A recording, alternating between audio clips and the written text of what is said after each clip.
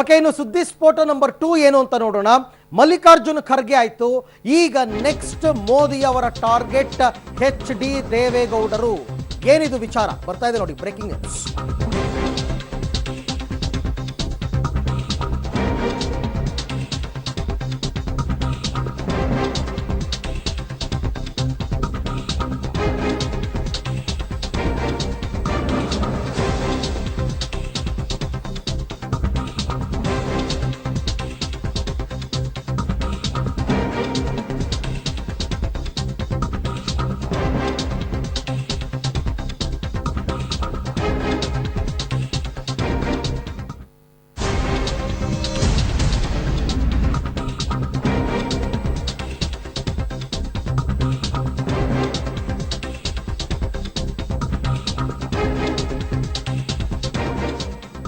ಇತ್ತೀಚೆಗಷ್ಟೇ ಮಲ್ಲಿಕಾರ್ಜುನ ಖರ್ಗೆ ಅಡ್ಡಾದಲ್ಲಿ ಪ್ರಧಾನಿ ನರೇಂದ್ರ ಮೋದಿ ಘರ್ಜನೆ ಮಾಡಿ ಬಂದಿದ್ರು.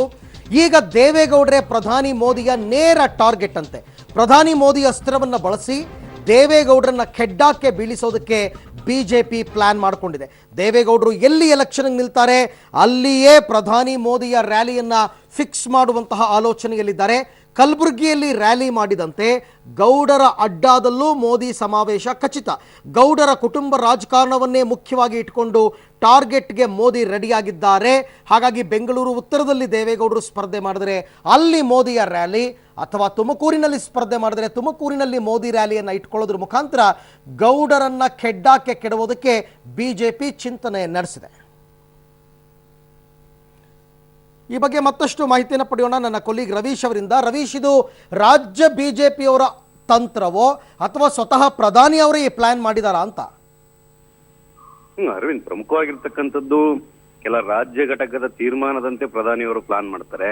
ಹಾಗಾಗಿ ಹೈಕಮಾಂಡ್ ಸೂಚನೆ ಕೊಟ್ಟಿರ್ಬೋದು. ಅಂದ್ರೆ ಯಾವ್ದಾವ್ದು ಮೇಜರ್ ಕಾನ್ಸ್ಟಿಟ್ಯೂನ್ಸಿಗಳು ಇರ್ತವೆ ಮತ್ತೆ ಎಲ್ಲಿ ಟಫ್ ಇರುತ್ತೆ ಅಂತ ಕ್ಷೇತ್ರಗಳಲ್ಲಿ ಪ್ರಧಾನಿ ಅವರ ಒಂದು ಕಾರ್ಯಕ್ರಮಗಳನ್ನ ಆಯೋಜನೆ ಮಾಡಿ ಅಂತನೂ ಕೂಡ. ಹಾಗಾಗಿ ರಾಜ್ಯ ಬಿಜೆಪಿಯಿಂದ ದೇವೇಗೌಡರ ಒಂದು ಕ್ಷೇತ್ರವನ್ನು ಕೂಡ ಸಜೆಸ್ಟ್ ಮಾಡಿದ್ದಾರೆ ಅಂತನೂ ಕೂಡ ಹೇಳಲಾಗ್ತಾ ಇದೆ.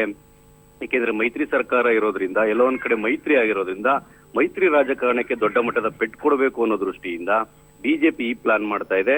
ಹಾಗಾಗಿ ದೇವೇಗೌಡರು ಸ್ಪರ್ಧೆ ಮಾಡ್ತಾ ಇರ್ತಕ್ಕಂಥದ್ದು ಎಲ್ಲಿ ಅನ್ನೋದು ಕೂಡ ಇನ್ನೂ ಕೂಡ ಸ್ಪಷ್ಟವಾಗಿಲ್ಲ. ಅಂದ್ರೆ ಬೆಂಗಳೂರು ಉತ್ತರನ ತುಮಕೂರು ಅಂತ.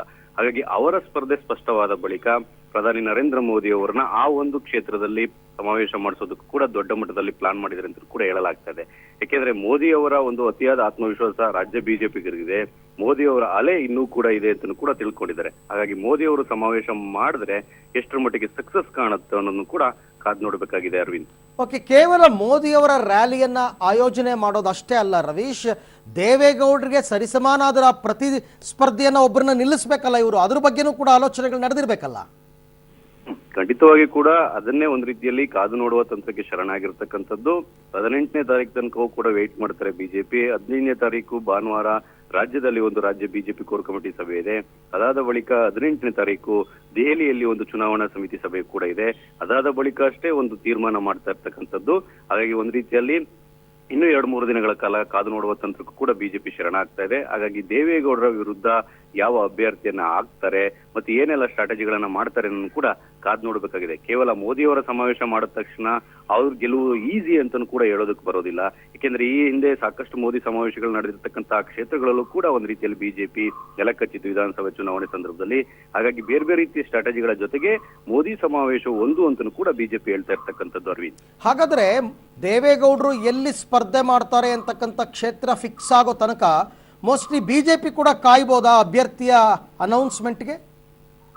ಖಂಡಿತವಾಗಿಯೂ ಕೂಡ. ಯಾಕೆಂದ್ರೆ ಬೆಂಗಳೂರು ಉತ್ತರ ಕ್ಷೇತ್ರಕ್ಕೆ ಸಂಬಂಧಪಟ್ಟಂತೆ ಈಗಾಗಲೇ ಅಂತಿಮ ಮಾಡಿದೆ. ಅದರಲ್ಲಿ ಡಿ.ವಿ. ಸದಾನಂದಗೌಡರು ಸ್ಪರ್ಧೆ ಮಾಡ್ತಾರೆ ಅಂತ. ಹಾಗಾಗಿ ಕಡೆ ಕ್ಷಣದಲ್ಲಿ ಏನಾದ್ರೂ ಬದಲಾವಣೆಗಳು ಕೂಡ ಅಸಾಧ್ಯ ಅನ್ನೋ ಮಾತುಗಳು ಕೂಡ ಕೇಳಿ ಬರ್ತಾ ಇದೆ. ಆದ್ರೆ ತುಮಕೂರು ವಿಚಾರಕ್ಕೆ ಬಂದಾಗ ಇನ್ನೂ ಕೂಡ ಹೆಸರನ್ನ ಬಹಿರಂಗಪಡಿಸಿಲ್ಲ.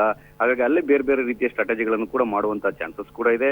ಈಗ ಒಂದು ಯಡಿಯೂರಪ್ಪ ಆಪ್ತರಾಗಿರ್ತಕ್ಕಂಥ ಬಸವರಾಜ್ ಅವರ ಹೆಸರು ಕೇಳಿ ಬರ್ತಾ ಇದೆ ತುಮಕೂರಿಗೆ. ಹಾಗಾಗಿ ಅದಾದ ಬಳಿಕ ದೇವೇಗೌಡ ಸ್ಪರ್ಧೆ ಮಾಡ್ತಾರೆ ಅಂತ ಬಳಿಕ ಬೇರೆ ಯಾವುದೇ ರೀತಿ ಸ್ಟ್ರಾಟಜಿಗಳನ್ನ ಪ್ಲೇ ಮಾಡ್ತಾರೆ ಅನ್ನೋ ಕೂಡ ಕಾದು ನೋಡ್ಬೇಕಾಗಿದೆ. ಹಾಗಾಗಿ ಎಲ್ಲೋ ಒಂದ್ ಕಡೆ ಬಿಜೆಪಿ ಕಾದು ನೋಡುವ ತಂತ್ರಕ್ಕೆ ಶರಣಾಗಿದೆಯಾ ಅನ್ನೋದ್ರ ಬಗ್ಗೆ ಕೂಡ ದೊಡ್ಡ ಮಟ್ಟದಲ್ಲಿ ಚರ್ಚೆ ಆಗ್ತಾ ಇದೆ Arvind. Okay Ravish, thank you ತಮ್ಮೆಲ್ಲ ಮಾಹಿತಿಗಾಗಿ.